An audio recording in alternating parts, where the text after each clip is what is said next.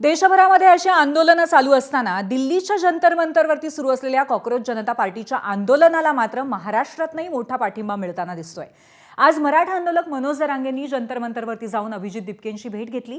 विद्यार्थी आणि सोनम वांगचुक यांना आपला पाठिंबा असल्याचं मनोज जरांगेंनी म्हटलं।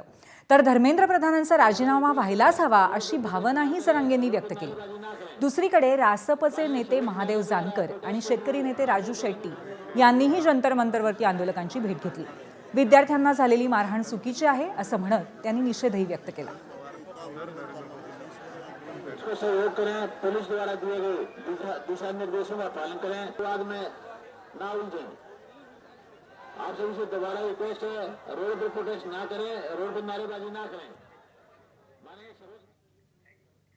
यावेळी मनोज जरांगे, राजू शेट्टी आणि महादेव जानकरांनी प्रतिक्रिया काय दिली आहे पाहूया।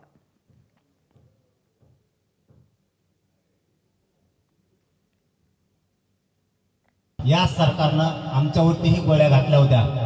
फक्त माझी सगळ्या विद्यार्थ्यांना एक विनंती राहील, तुम्ही ही जागा सोडू नका। आम्ही सगळा देश तुमच्या मागे आहे। तुम्ही तिकडे गेलात ना, हे आंदोलन मोडून टाकते। शांततेच्या आंदोलनात एवढी ताकद आहे ते आम्ही सिद्ध करून दाखवलंय। आम्ही सुद्धा तुमच्या सोबत आहे। ही जागा फक्त सोडू नका। सरकारला आपण निवडून दिलेलं आहे, यांना उलट करायची ताकद या विद्यार्थ्यात आणि राज्यातल्या गोरगरीब जनतेत आहे। हे यांच्या लक्षात नाहीये, परंतु या पुढच्या काळात जर तुम्हाला कुठं धक्का लागला